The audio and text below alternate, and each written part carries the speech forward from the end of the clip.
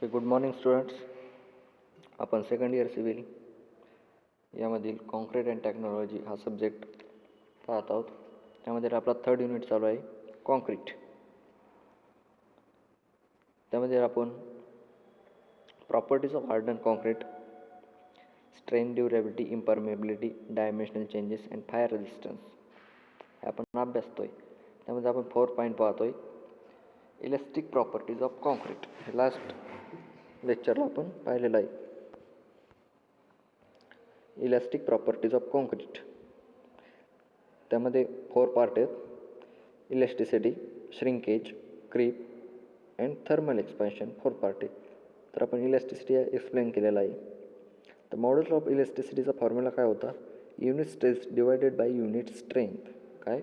Modulus of elasticity is equal to unit stress divided by unit strength. त्यानंतर next होतं आपलं shrinkage पण आपण एक्सप्लेन केलेलं आहे. श्रिंकेजची डेफिनेशन काय होती? In its plastic stage concrete shrinks due to absorption of water by the aggregates and bleeding of the free water to the top of the surface is called as shrinkage. त्यानंतर third होता आपला creep. त्यानंतर आपण पाहिले factors affecting of shrinkage. श्रिंकेजचे factor काय काय आहेत? फर्स्ट होता वॉटर सिमेंट रेशो कसा पाहिजे, सिमेंट कॉन्टेंट कसं केलं पाहिजे, त्यानंतर टेम्परेचर कसं पाहिजे आणि क्युरिंग. हे होते फॅक्टर्स अफेक्टिंग ऑफ श्रिंकेजचे. नंतर नेक्स्ट होतं आपलं क्रीप. तर क्रीपची डेफिनेशन काय? The permanent strength induced in concrete due to sustain load over a long period of time is called as creep. याला काय म्हणायचं? क्रीप. आणि त्याला अजून ऑल्सो कॉल्ड एज आपण काय म्हणू शकतो? Plastic flow. प्लास्टिक फ्लोज म्हणजेच काय? आपली क्रीप किंवा टायमिंग. टायमिंगला पण आपण काय म्हणू शकतो? क्रीप. अशा प्रकारे आपण पाहिलेलं आहे. तर आपण आता पाहूया फॅक्टर्स अफेक्टिंग ऑफ क्रीप. तर क्रीपचे काय काय फॅक्टर आहेत ते आपण आता अभ्यासूया. फर्स्ट आहे mix proportion, second quality of aggregates, third age of concrete आणि थर्ड आहे थर्मल एक्सपान्शन. तो नेक्स्ट पॉईंट आहे आपला. तर 3 फॅक्टर आहेत. Mixing proportion, second quality of aggregates and third age of concrete.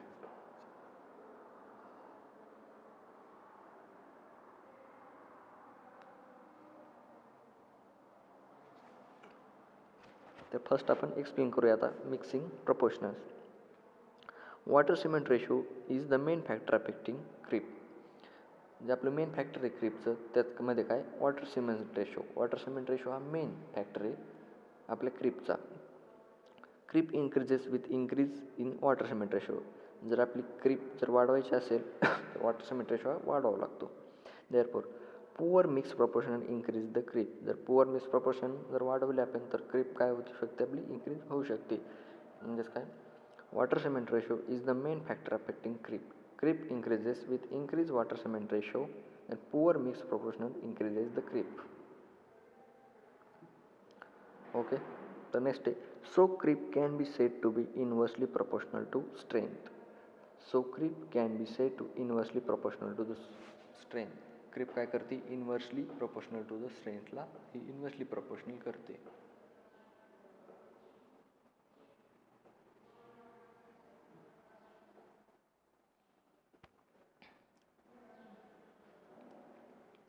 If so creep can be said inversely proportional to the strength. Then the next factor आहे क्रीपचा पहा quality of aggregates. ॲग्रिगेट्सची quality कशी पाहिजे? If aggregates is to of good quality.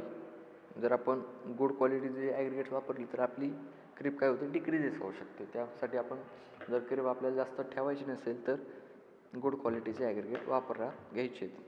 Quality of aggregates. If aggregates use of the aggregates use is of good quality creep decreases. आणि third factor आहे आपला factor affecting of क्रीपचा age concrete. Age of concrete. कॉन्क्रीटची age किती पाहिजे? Up to the time concrete achieves complete strength. तर टायमाच्या अगोदर कॉन्क्रीट अचीव्स कम्प्लीट स्ट्रेंथ झाली पाहिजे. Creep decreases. जर आपली अप टू द टाईमाच्या अगोदर कॉन्क्रीट अचीव्स कम्प्लीट स्ट्रेंथ झाली तर आपली क्रीप काय होऊ शकते? डिक्रीज होऊ शकते, म्हणजे कमी प्रमाणात होऊ शकते. But after that due to sustain load. जर आपण जास्त टायमानंतर ड्यू टू सस्टेन लेट जर झाला तर क्रीप गोज इन्क्रीज, आपली क्रीप काय होऊ शकते, वाढू शकते. म्हणजे हेच आहे age of concrete, factor supporting of क्रीपमधला एज ऑफ कॉन्क्रीट. रिपीट करतो. Up to the time concrete achieves complete strength creep decreases but after the due to sustain load creep goes in on increasing. तर आपली creep काय होऊ शकते, increase होऊ शकते. एकदा रीड करा तुम्ही factor supporting of creep.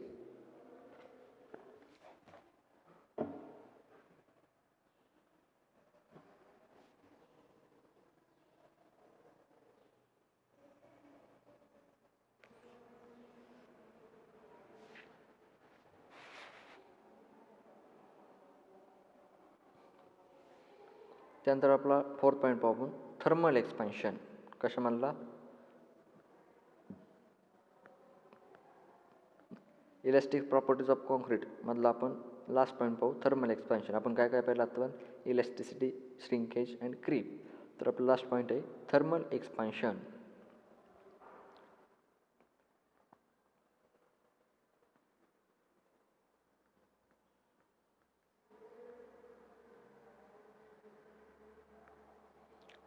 Thermal expansion.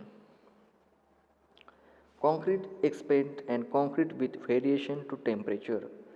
Thermal expansion कायावर एक्सपेंड करतं, concrete expand and concretes with variation to temperature. The average value of coefficient of thermal expansion of concretes is the average value of coefficient, जी आपली average value असते ती coefficient ची thermal expansion of concrete ची ती किती 3 × 10⁻⁶ degree Celsius. किती असते, the average value of coefficient of thermal expansion of concrete is 3 × 10⁻⁶ degree Celsius, approximately same that of steel. ती काय होती, सेम ॲज दॅट स्टीलला ॲप्रॉक्सिमेट एवढी व्हॅल्यू असू शकते. परत एक्सप्लेन करतो. Concrete expands and concretes with variation to temperature. The average value of coefficient of thermal expansion of concrete is 3 × 10⁻⁶ degree Celsius, approximately same as that of steel.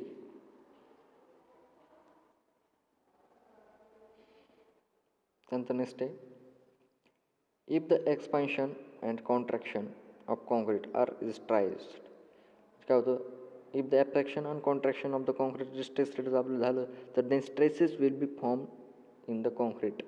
जर आपण if the expansion and contraction of concrete restricted झालं तर then stresses will form in the concrete.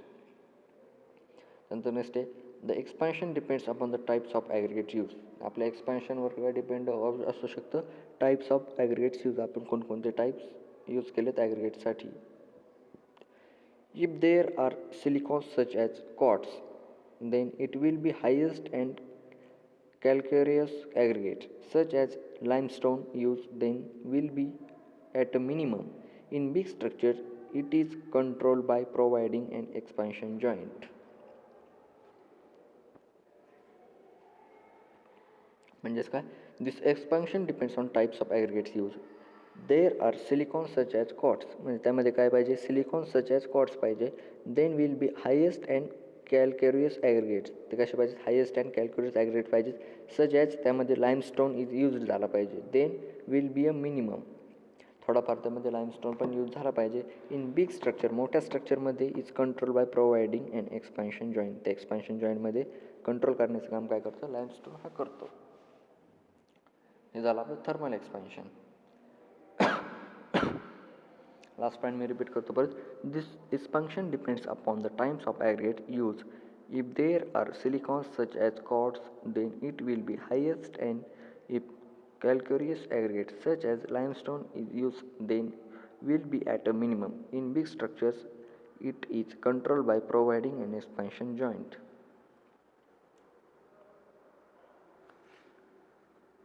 हे आपला properties of concrete cover झाला. इलॅस्टिसिटीचा, elastic properties of concrete. First होती आपली इलॅस्टिसिटी, सेकंड होती shrinkage, third creep and fourth होती थर्मल एक्सपान्शन.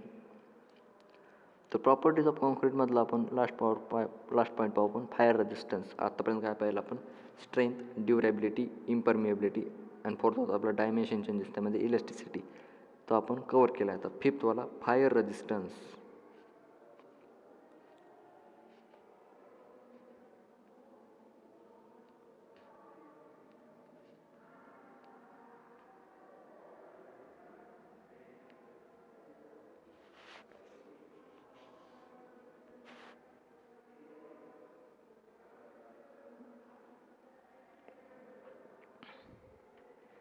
Fire resistance.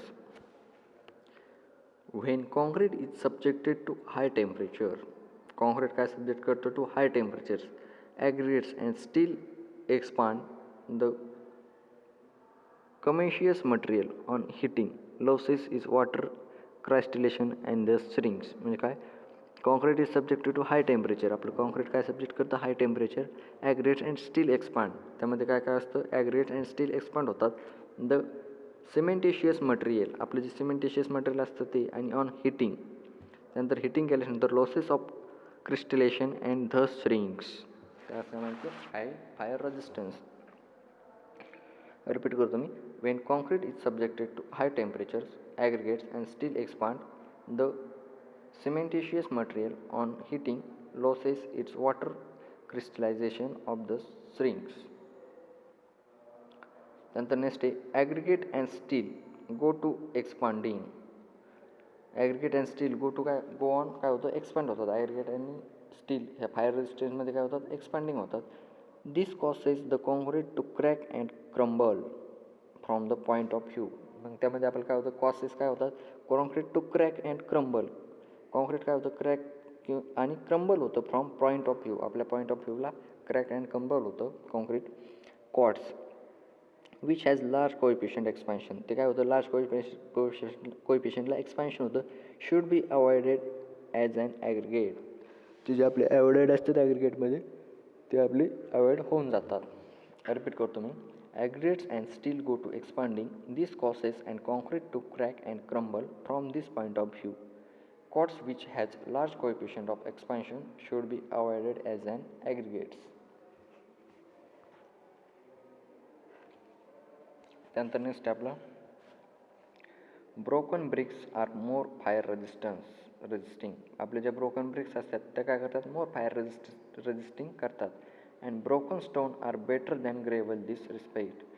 त्यानंतर आपले जे ब्रोकन स्टोन असतात ते पण चांगल्या प्रकारे ग्रेव्हल ऑफ दिस रिस्पेक्ट करतात.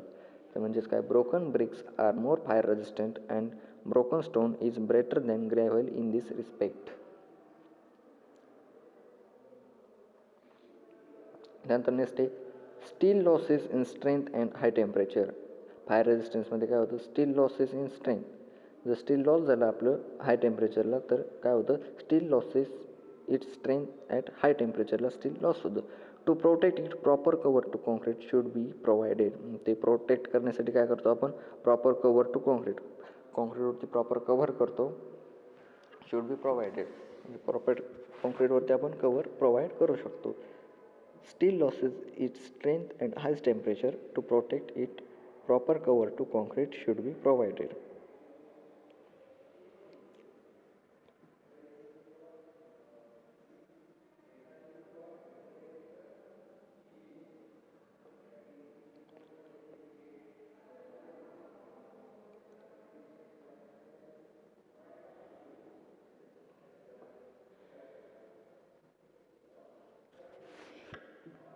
Okay, next problem.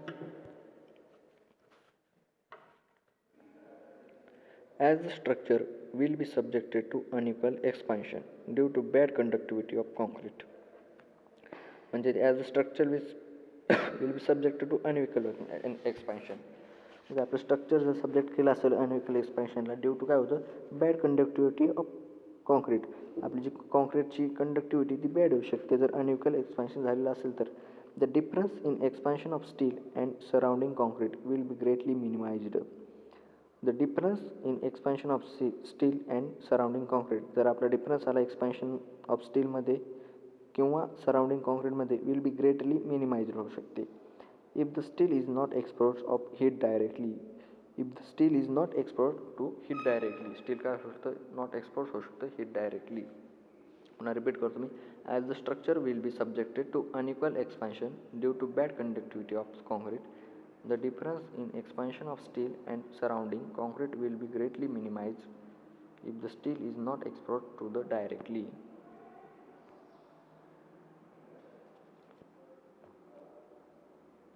नंतर नेक्स्ट आपलं usually 2.5 to 4 centimetre cover considered to be enough. त्यासाठी युजली काय करायचं आपलं 2.5 to 4 centimeter covers consider to be enough. Cover consider करत जायचे. रिफ्रॅक्टरी concrete can be made with high alumina cement and fire clay brick aggregates. Refractory concrete can be made. Refractory concrete ला can be made काय करायचं? With alumina cement and fire clay brick aggregates वापरायचे. It can stand a temperature of 1600 degree Celsius. तर it can stand be temperature किती ठेवायचं? 1600 degree Celsius. Repeat करतो मी point. Usually 2.5 to 4 centimeter to cover considered to be enough. Refractory concrete can be made with high alumina, cement and fire clay brick aggregates. It can stand a temperature of 1600 degree Celsius. Okay, आपला fire resistance हा इथे complete झालेला आहे. Fire resistance property, त्यामध्ये आपण 5 property होत्या. First ती strength, durability, impermeability, dimensional changes and fire resistance. Properties of harden कॉन्क्रीटचा इथं आपला पॉईंट कवर झालेला आहे. Properties of harden concrete: first strength, second durability, third impermeability, fourth dimensional changes and fifth होती फायर रेजिस्टन्स. तर आपण आता न्यू पॉईंटला स्टार्ट करूया.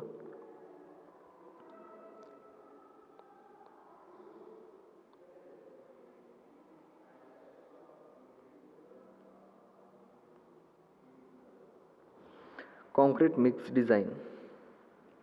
इम्पॉर्टंट पार्ट ह्या कॉन्क्रीट मिक्स डिझाईन.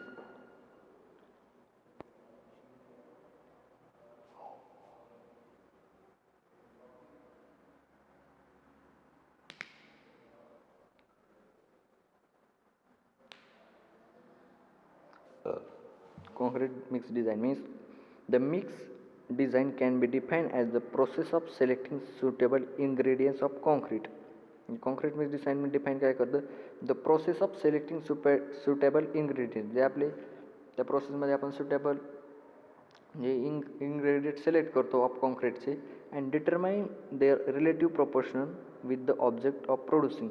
त्यानंतर आपण डिटरमाइन करतो रिलेटिव्ह प्रोपोर्शनल, जे आपल्या जवळचे रिलेटिव्हली प्रोपोर्शनल असतात with object to producing concrete. Producing concrete करण्यासाठी आपण जे प्रोपोर्शनल त्यामध्ये डिटरमाइन करतो ऑफ सर्टेन मिनिमम स्ट्रेंथ. त्या minimum strength and durability is economically is possible. त्यामध्ये आपण काय स्ट्रेंथ ड्युरेबिलिटी जेमध्ये फाइंड करतो आपण ॲज इकॉनॉमिकली, जे आपल्या कॉस्टमध्ये जे बसेल ते इकॉनॉमिकली इज पॉसिबल, त्यालाच काय म्हणतात आपण कॉन्क्रीट मिक्स डिझाईन. रिपीट करतो मी पुन्हा definition. The mix design can B define as the process of selecting suitable ingredients. जे आपल्या प्रोसेसमध्ये असतो selecting suitable ingredients of concrete असतात अँड डिटरमाइनिंग देअर रिलेटिव्ह प्रोपोर्शनल्स. जे आपले relative proportional with the object of producing concrete of certain minimum strength and durability as economically as possible is called as concrete mix design. लक्षात येईल definition एकदा तुम्ही read करा.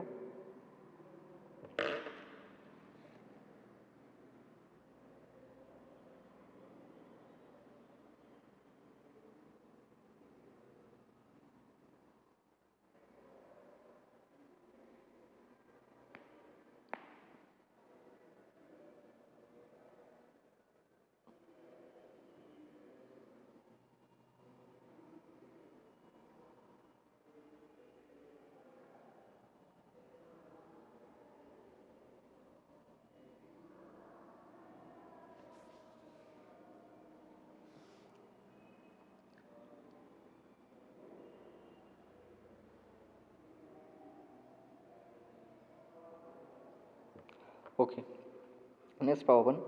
For proportioning in connection with concrete mix 4 factors are important, namely. मग त्यामध्ये concrete mix डिझाईनचे factors पडतात 4 factors पडतात. फर्स्ट काय? Water cement ratio. First factor of concrete mix design water cement ratio. Second is cement content. Cement content कसं असलं पाहिजे हा सेकंड फॅक्टर आहे कॉन्क्रीट मिक्स डिझाईनचा. Third factor gradation of aggregates. ॲग्रिगेटचं ग्रेडेशन कशा प्रकारे वापरू शकतो आपण ते ह्याचे factors affecting of concrete mix डिझाईनचं थर्ड फॅक्टर आहे ग्रेडेशन ऑफ ॲग्रिगेट्स.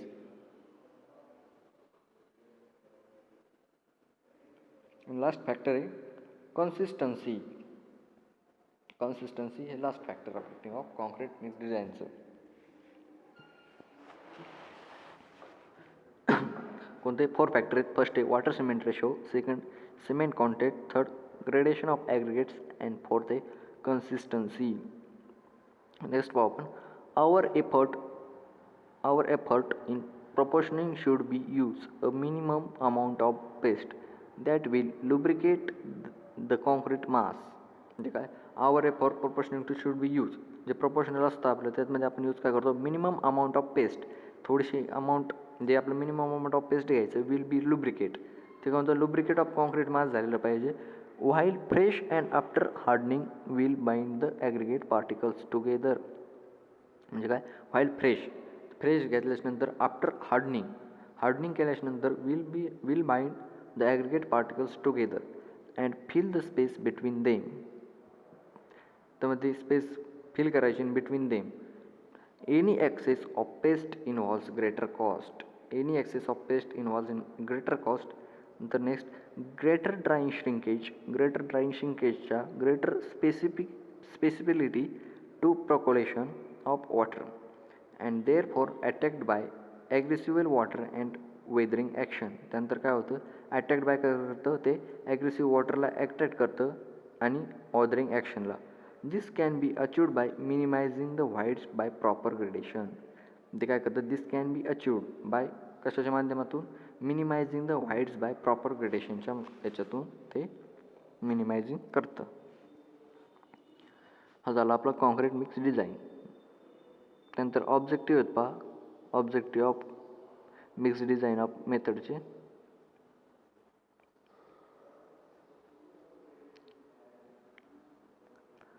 तर आपण परत रिपीट करूया concrete mix design. Concrete mix डिझाईनची डेफिनेशन काय होती. The mix design can be defined as the process of selecting suitable ingredients of concrete and determining their relative proportions with the object of producing concrete of certain minimum strength and durability as economically as possible is called as concrete mix design. Okay, अशा प्रकारे आपण concrete mix design हा cover केलं आहे. आपण next लेक्चरला काय करूया objective of mix design and methods. त्याच्या मेथड्स आहेत काय ऑब्जेक्टिव्ह ऑफ मिक्स डिझाईन आणि त्याच्या मेथड्स आहे आपण एक्सप्लेन करूया नेक्स्ट लेक्चरला. Okay, thank you.